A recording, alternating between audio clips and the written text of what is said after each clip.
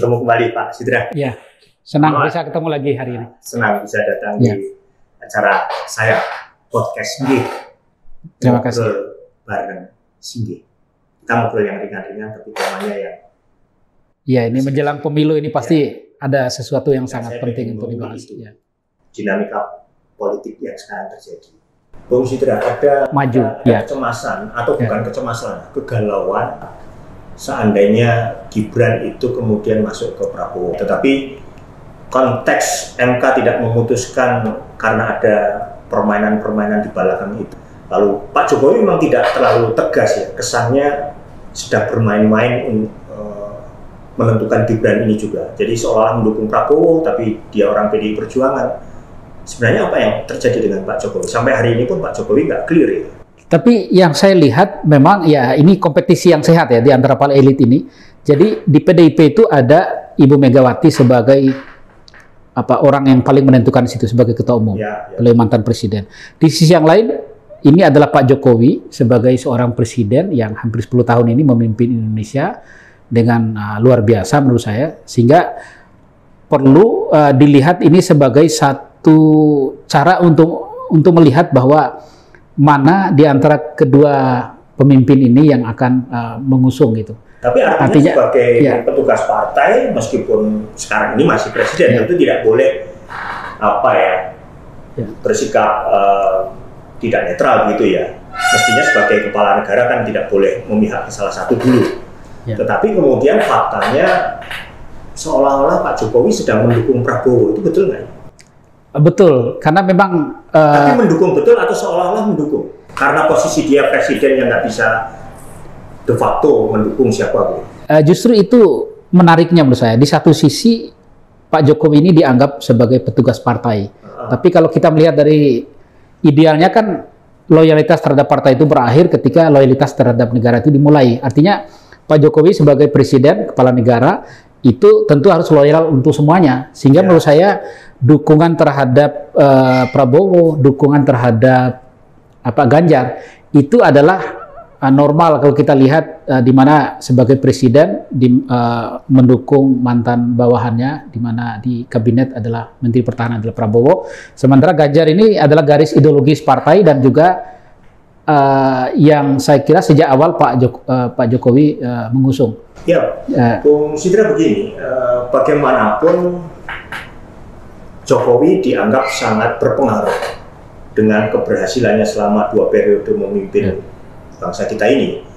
Maka faktor Jokowi itu menjadi faktor penentu elektabilitas calon presiden itu. Dan ketika Pak Jokowi tidak secara eksplisit mendukung, itu seolah-olah sedang mempermainkan terutama para pendukung Pak Jokowi dan juga para pendukung Pak Ganjar gitu ya. Pak Jokowi ini sebenarnya maunya kemana? Begitu Pak Jokowi bilang Prabowo, pasti semua pindah Prabowo, seolah-olah begitu. Begitu mendukung Ganjar, semua seolah-olah setuju dengan Ganjar. Jadi harusnya bagaimana Pak Jokowi?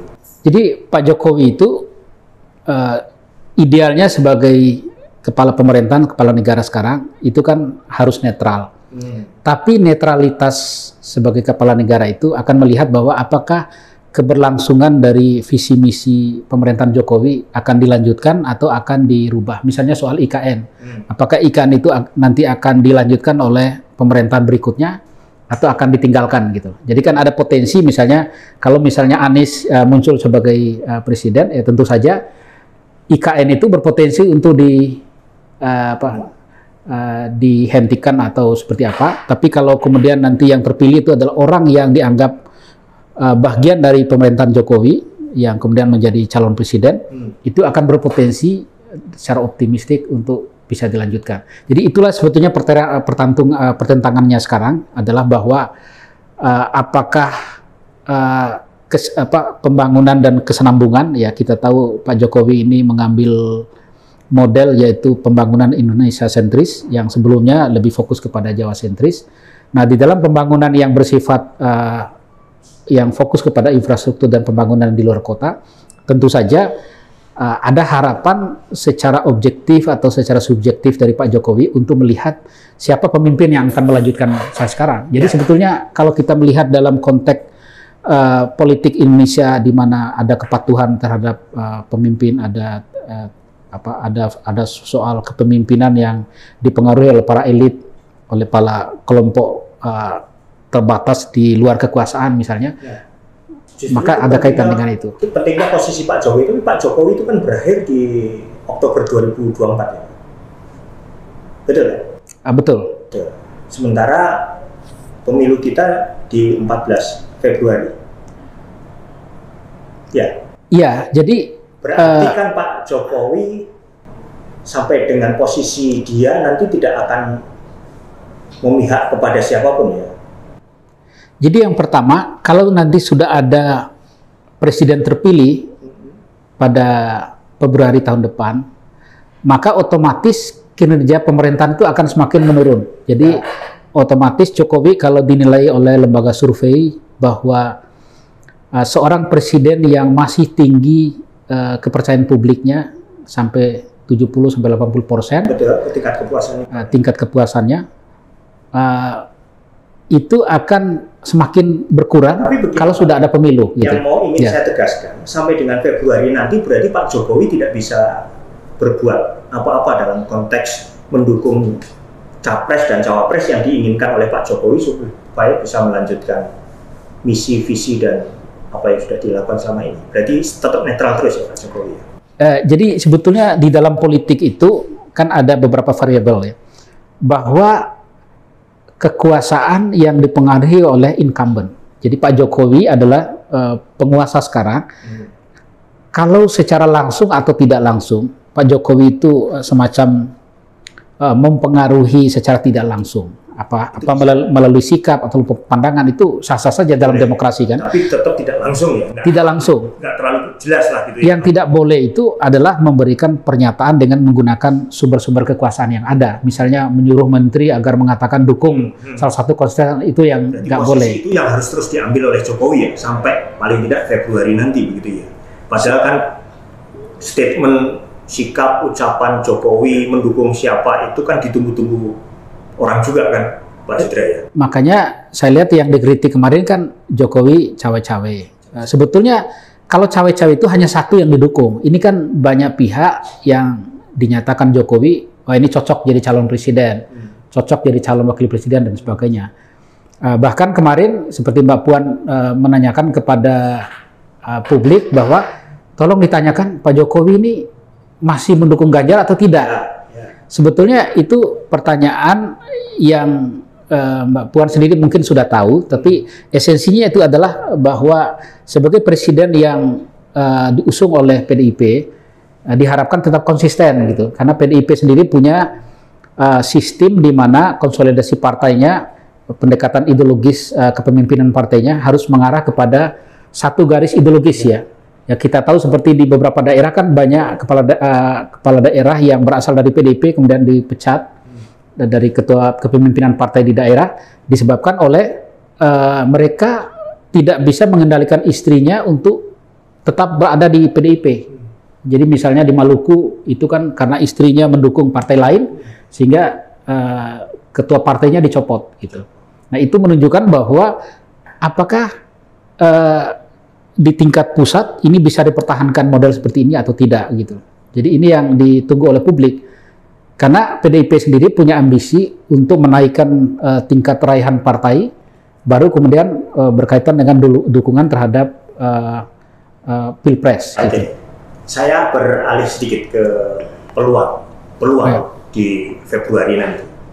Dari 3 calon presiden dan cawapres yang sudah dipunyai, prediksi politiknya kira-kira siapa yang ini pasti 2 putaran ya, ya? 2 putaran ya, pasti. 2 putaran. Kalau sudah ada 3 paket ya di dalam pencapresan ini. 3 paket kan. Kecuali Mahkamah Konstitusi besok akan ada pembahasan lanjutan mengenai usia maksimum. Kalau kemarin kan ada usia minimumnya adalah akan ada pembahasan lagi. Akan ada pembahasan lagi besok. Cawapres sudah tutup. Ya itulah sebetulnya yang cawe-cawe ini Mahkamah Konstitusi. Mestinya Mahkamah Konstitusi itu tidak ada lagi sidang menjelang finishing dari pendaftaran pemilu. Tapi kok sesuatu di MK sana berarti? Ya memang dia didirikan karena ada sengketa di antara undang-undang terkait dengan pembatasan kekuasaan presiden dan juga kasusnya itu kan dulu MK lahir ketika Gus Dur itu di impeachment, lalu kemudian dianggap itu ada sengketa di dalam undang-undang. Jadi ada penafsiran yang berbeda bahwa Gus Dur tetap jadi presiden, tapi menurut DPR itu sudah otomatis dicopot. Kita gitu. Sekarang berasumsi saja ada tiga kandidat, 3 pasangan kandidat ya. Kalau melihat dari sisi hasil polling, hasil survei, 2 teratas itu pasti Ganjar, Mahfud, Prabowo, dan siapa, serta Anies dan Caimin, betul ya? Nah, Anies dan Caimin ini hasil surveinya selalu masih di bawah 20% lah. Sementara Prabowo dan Ganjar selalu di atas 30%. Karena sekarang sudah punya pasangan-pasangan masing-masing. Ya, anggap saja 3 ini akan maju lah. Kalau 2 putaran itu feeling Bung Sidra, Prabowo dan Ganjar, atau Ganjar dan Anies, atau Anies dan Prabowo yang akan masuk ke putaran kedua? Jadi yang pertama yang saya lihat adalah siapa pemilih terbesar dulu. 60% unsur pemilih di tahun 2024 itu adalah pemuda. Jadi 60% voters itu pemuda. Dan kecenderungannya kaum muda ini sampai pada kaum milenial ini memiliki kecenderungan untuk memilih last minute. Jadi ini swing votersnya cukup tinggi. Sehingga yang tinggi di antara para capres, yang pertama adalah Ganjar, kedua adalah Prabowo, ketiga adalah Anies, itu adalah elektabilitas. Tetapi yang menjadi kuis bagi kita semua adalah bahwa apakah elektabilitas itu akan mengarah kepada engagement. Engagement itu apakah orang mendengar, orang tahu, orang menganggap populer, itu dia akan memilih nanti. Belum tentu, karena ini anak muda yang memilih. Ini pun belum bisa jadi patokan. Ketika Ganjar dan Prabowo leading, Anies di bawah, itu kemungkinan untuk masuk putaran kedua, Anies bisa jadi akan naik juga. Bisa jadi. Di last minute tadi. Karena ada beberapa indikator. Indikator pertama adalah penggunaan media, sosmed. Penggunaan sosmed itu, smartphone digunakan oleh 215 juta orang Indonesia. Dan penggunanya itu sebagian besar anak muda. Gimana? Saya skeptis bahwa Anies koalisi perubahan akan mampu mendongkrak di last minute pun gitu. Karena pertama koalisinya juga sebenarnya nggak gemuk-gemuk amat. Nasdem, Demokrat sudah, Nasdem, PKS, dan satu lagi Demokrat kan nggak di situ, atau di situ di Prabowo kan ya? Prabowo. Maka agak sulit sih sebenarnya, apalagi Nasdem sekarang sedang tertimpa isu yang tentu tidak sedap ya, bertubi-tubi sebagai pengusung kuat. Anies bertubi-tubi. Tapi di DKI dulu Gerindra bersama beberapa partai kemudian mendukung Jokowi sebagai gubernur DKI. Sementara sebagian besar partai itu mendukung itu pilkada yang pertama. Kalau yang pilkada yang mendukung Fauzi Bowo gitu ya. Meskipun Ahok unggul, tapi kemudian dua koalisi yang lain kan kemudian itu karena ada isu politik identitas juga. Jadi kalau dalam kondisi normal Ahok itu bisa terpilih. Kalau kita lihat dari survei juga seperti itu. Apakah kemungkinan itu bisa terjadi juga di Pilpres nanti? Kalau dilihat ketika yang masuk itu Prabowo dan Ganjar, Anies kalah, lalu Anies akan mengakumulasikan suaranya, melimpahkan suaranya ke salah satu, kemungkinannya ke Prabowo misalnya, sehingga Ganjar dan Pak Mahfud akan kalah secara hitung-hitungan suaranya. Jadi ada satu pendekatan adalah mengacu kepada survei-survei. Jadi kecenderungan survei kan seperti yang hasil yang disebut oleh Pak Singgi tadi, dengan raihan masing-masing yang ada. Nah, tetapi ada kecenderungan di era disrupsi ini, di mana potensi perubahan seketika itu bisa terjadi gitu. Nah, ini yang sangat kita khawatirkan. Bisa saja Prabowo itu orang mungkin melihat sudah berjuang di dalam beberapa periode, kemudian naik jadi presiden. Kalau misalnya merangkul, itu juga menjadi penyebab kenapa Prabowo itu ingin merangkul Gibran, karena ada potensi untuk bisa kalau dengan bahasa meraih dan singkat, kira-kira yang masuk ke putaran kedua terlepas dari asumsi dan analisis tadi siapa? Nah, kalau yang saya lihat Yang pertama adalah paket yang berasal dari atau yang didukung oleh pemerintahan yang sekarang. Jadi artinya Ganjar Mahfud. Ya. Kemudian yang kedua, apakah satu koalisi kalau dia sangat solid bisa Prabowo muncul sebagai calon yang nanti akan bersaing dengan Ganjar. Kalau terjadi perubahan yang drastis itu baru dimungkinkan ada faktor Anies. Jadi kalau kondisi yang normal ya mungkin Anies urut kacang dari pasangan ini. Kalau situasi kondisi normal, kondisi seperti ini, Anies sepertinya akan gugur di tahap pertama. Tahap pertama, tidak masuk ke putaran kedua. Betul, ya? Kalau mengacu kepada kondisi ini normal, algoritma politik yang ada ya urutannya ya. Jadi ya. Tapi kalau seperti SBY itu kan bermula dari tekanan dari PDIP. Jadi ada dukungan politik dulu yang menyebabkan yang tiba-tiba muncul karena ada kondisi di mana Pak SBY itu seperti direndahkan atau diremehkan gitu. Oke, Bung Sidra kan banyak channel, banyak jaringan, banyak kenalan yang ada di atas sana lah ya. Ada bocoran nggak sebenarnya? Kenapa kemudian Mahfud yang naik? Kalau Cak Imin masuk ke Anies itu antara pemaksaan, antara blessing in disguise karena memang tadinya tidak di situ kan sebenarnya Cak Imin kan tadinya di Prabowo gitu.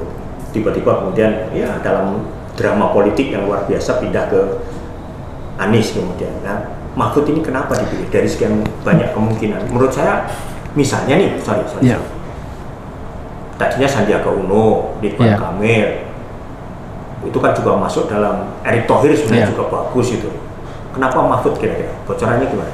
Jadi yang pertama, ini kan proses seleksinya itu panjang dan melibatkan banyak calon lain. Sehingga kenapa Ibu Mega memilih Mahfud? Yang pertama karena integritas. Jadi kadangkala isu korupsi termasuk terakhir itu 300 sekian triliun itu diangkat. Tapi kebutuhan Ganjar itu adalah membutuhkan orang yang berpengalaman dan itu bisa merangkul semua pihak gitu. Karena misalnya nanti terjadi gejolak yaitu di mana hubungan Pak Mahfud dengan Prabowo sangat baik, hubungan Mahfud dengan Anies itu juga sangat baik. Jadi Mahfud ini bisa menjadi alat penyatuan di tingkat nasional karena karena Ganjar kan gubernur. Jadi di tingkat nasionalnya karena Indonesia ini menggunakan pendekatan elit sehingga kekuatan yang bisa merangkul nanti adalah Mahfud. Jadi pilihan Mahfud cukup tepat ya untuk kontestasi nanti ya. Nah yang kedua, kita nggak tahu Prabowo dengan siapa. Ya, yang kedua adalah ada kaitan dengan sejarah PDIP. Jadi PDIP itu selalu berkoalisi dengan NU, kelompok nasionalis. Karena NU itu kan tradisionalis, nasionalis dia. Jadi Ibu Mega dulu pernah berpasangan dengan Ketua PBNU yaitu Saiful Mujani. Kemudian sekarang pun Presiden Jokowi merangkul dari kalangan NU. Jadi artinya tidak salah gitu kalau kemudian merangkul dari bukan karena ada kalangan Cak Imin di Anies ya, karena maaf ya, tidak bermaksud meremehkan pasangan Anies dan Cak Imin.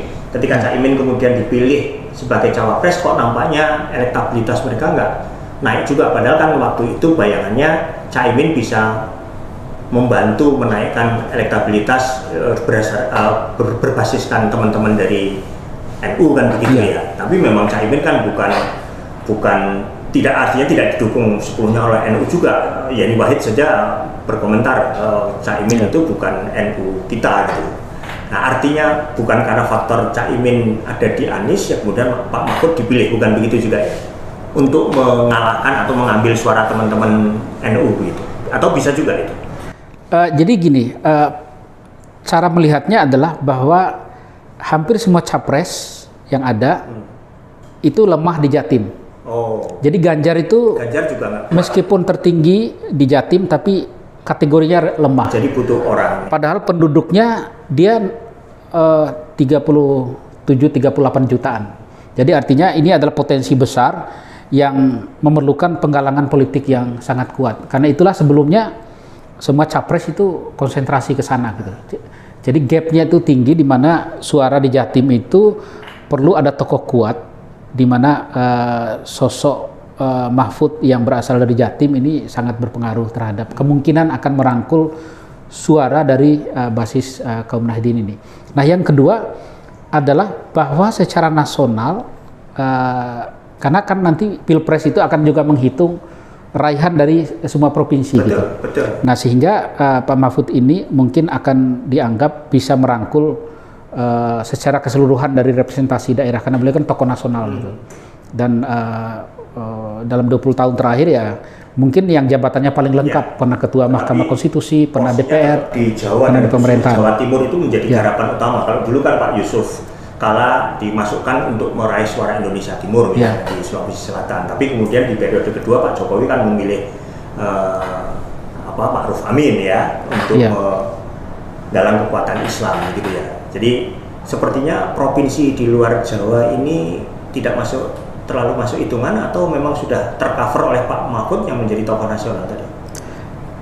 Iya, saya kira kalau pemilu itu kan dia sangat rasional ya, mengukur dari mana sumber suaranya. Sebagian besar suara itu kan ada di Pulau Jawa. Betul.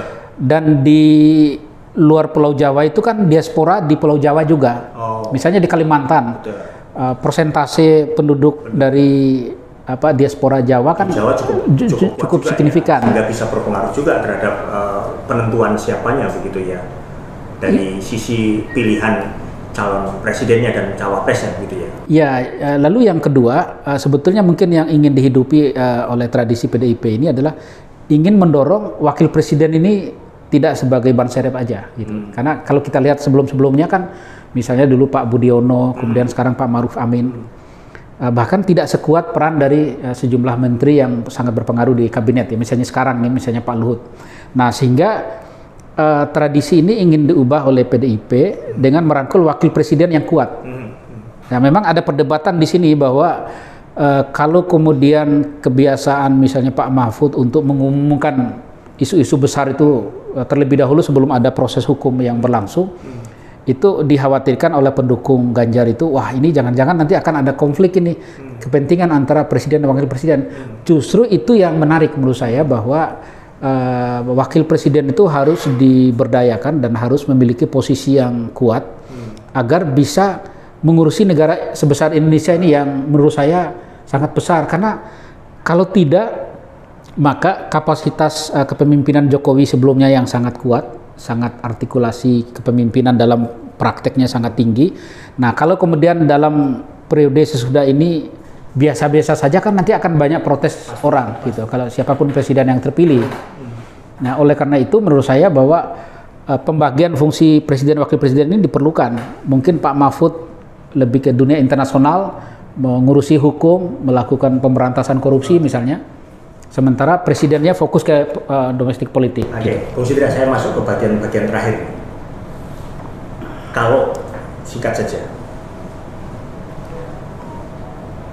memikirkan harapan keinginan Pak Jokowi supaya yang menjadi pemimpin berikutnya, menjadi presiden berikutnya itu adalah orang yang bisa melanjutkan apa yang sudah selama ini dilakukan oleh Pak Jokowi gitu.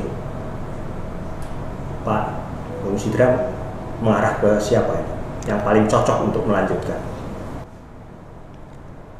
Jadi ini memang sulit ya, karena dua-duanya ini. Tetapi kalau misalnya, kalau Anies kan jelas, dia kan representasi antitesisnya Jokowi kan begitu kan, berarti kan ada banyak hal yang nanti mungkin tidak dilanjutkan, dihilangkan atau apalah gitu. Jadi Anies kita downgrade atau kita turunkan dalam konteks siapa yang bisa melanjutkan. Berarti pilihannya hanya Ganjar dan Prabowo. Lebih kuat mana peluang untuk melanjutkan pembangunan dengan gaya Jokowi yang selama ini dilakukan? Menurut saya Ganjar tentu saja, karena kontinuitas itu bukan saja karena berasal dari partai yang sama, latar belakang yang sama, tapi juga Ganjar ini memiliki potensi untuk sangat loyal terhadap Jokowi. Bahkan sering sekali kita dengarkan penjelasan bahwa Ganjar itu sangat mengapresiasi posisi dan prestasi Pak Jokowi. Terus? Nah, sementara kalau Prabowo itu memang kalau kita lihat visi misi Prabowo sejak menjadi calon presiden melawan Jokowi dulu, maka secara visi misi itu agak sedikit berbeda ya, meskipun pada sosoknya itu bisa saja berubah. Mungkin saya bahkan lihat di dalam dunia internasional, Misalnya Prancis itu sangat mendukung Prabowo. Kemudian tapi misalnya dalam hubungan internasional dengan sejumlah negara utama seperti Cina, mungkin negara Barat, mungkin dengan Ganjar ini akan lebih terbuka peluang yang lebih kuat. Jadi menurut saya tinggal yang diperlukan adalah hubungan antara Presiden Jokowi dengan Ibu Megawati diperbaiki, ya mungkin perlu ada membangun hubungan yang lebih kuat lagi. Itu akan memastikan Jokowi ini akan berada di pihak Ganjar. Bung Sidra, masuk ke Anies dulu sebentar lah, biar adil gitu. Kalau Anies dan Caimin itu kan yang dikhawatirkan dalam kondisi elektabilitas yang tidak terus naik, apakah politik identitas itu akan dimainkan? Kalau dulu ada teman-teman ya, yang PKS dan teman-teman, kita nggak usah bicara banyak, kita sudah tahu lah itu ya. Dan kekhawatiran kita bersama nih, apakah adanya Caimin PKB itu politik identitas juga mungkin dimainkan demi untuk menaikkan peluangnya menang? Kalau yang saya lihat isu-isu yang diangkat oleh Anies itu kan soal kebebasan, ketimpangan dalam pembangunan, kemudian isu tentang isu-isu yang secara umum itu sebetulnya nggak mengangkat isu politik identitas, hanya saja pendukungnya ini kan banyak dari kiri ke kanan, dari kelompok yang paling ekstrim kanan sampai kepada ekstrim kiri. Nah, kekuatan kanan ini bisa saja mengusung isu politik identitas itu. Artinya masih mungkin itu ya akan dilakukan? Masih ada potensi, karena cara yang paling instan untuk merangkul kekuatan politik adalah dengan mengusung identitas. Karena identitas ini kan bisa dipengaruhi oleh identitas agama, identitas etnik, atau identitas dan lain. Tapi sebetulnya rentan juga bagi Anies kalau mengusung isu identitas, sementara beliaunya bukan orang Jawa asli. Yang dikhawatirkan tentu politik identitas dari sisi agama kan. Kita sudah punya pengalaman cukup panjang, berdarah-darah, susah. Kita berharap tahun 2024 ini nggak adalah perseteruan dengan mengorbankan kemenangan demi politik identitas itu ya.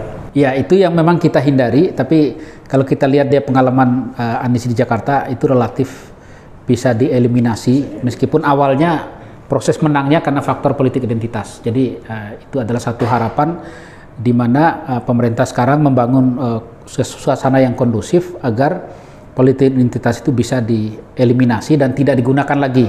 Jadi misalnya kampret, kemudian cebong, itu kan sudah hampir nggak ada lagi. Jadi itu artinya pemerintah berhasil membangun diskursus baru di mana identitas itu harus diarahkan kepada identitas yang positif gitu, dengan prestasi dan sebagainya. Cebong dan kampret betul-betul menyatu, tidak lagi terpisah-pisah menjadi cepret gitu ya, cebong kampret gitu ya. Iya, karena tapi nggak mungkin kayaknya ya, susah lagi diidentifikasikan karena Prabowo sudah bagian dari kabinet, kemudian semua kelompok yang berada kemarin kan itu sudah disatukan dalam kabinet. Nah, ini yang menurut saya merupakan ciri politik Indonesia di mana persaingan yang berbasis kepada aliran ideologis, kemudian misalnya kalau di Amerika kan misalnya Republik, kemudian Partai Demokrat itu nggak pernah bersatu. Saya pernah lihat sampai ke kampung-kampung di Amerika itu di mana politik mereka itu betul-betul terbelah. Tapi di dalam terbelahnya itu tidak mendasarkan pada identitas agama gitu enggak ya? Enggak, mereka udah sangat dewasa. Mereka sudah berbasis kepada hukum sehingga kalaupun ada persaingan itu sangat sehat, rasional. Saya hampir lupa Bung tadi pertanyaan, kenapa sih pimpinan partai-partai yang senior-senior itu masih menentukan calon-calon Bu Mega, Erlangga Hartarto gitu? Nah, itu kenapa nggak diserahkan ke mekanisme yang lebih demokratis, itu tidak di satu tangan? Atau sebenarnya mereka sudah demokratis? Itu yang kita harapkan pada generasi setelah pemilu 2024 ini terjadi regenerasi di mana para pemimpin yang senior, yang sepuh ini sudah harus pensiun gitu. Dan kita mengharapkan kelompok yang lebih muda ini yang mungkin generasi tahun 60-an sampai sekarang itu yang harus ditampilkan di depan dalam proses politik Indonesia ke depan gitu. Dan saya sangat optimis karena kelompok mudanya sangat egaliter, sangat mendukung terbentuknya budaya demokrasi baru berbasis kepada revolusi industri 5.0 yang sudah ada sekarang ya. Oke, terima kasih Bung Sidra, luar biasa kehadirannya di program podcast di Ngobrol Asik. Terima kasih ya. Pandangan-pandangannya keren, mudah-mudahan ini bisa memberikan insight dan wawasan baru buat kita bersama-sama, dan kita bersama-sama optimis pemilu 2024 tanpa berdarah-darah, berkompetisi secara sehat, demokratis, matang dan dewasa, begitu ya. Dan kita berharap semuanya berjalan dengan baik-baik saja. Begitu, Bung? Iya, saya kira sudah harus kita fokus kepada proses pilpresnya, baik lalu pemilu maupun. Thank you. Kita ketemu lagi. Terima kasih. Acara-acara yang lain. Terima kasih, Mas. Terima kasih sudah memberdayakan waktunya di tengah kesibukan Bung Sidra. Terima kasih. Demikian tadi teman-teman, selesai dengan podcast ini, Ngobrol Asik bareng Singgi. Jangan lupakan channel ini. Tetap bersama saya, Singgi.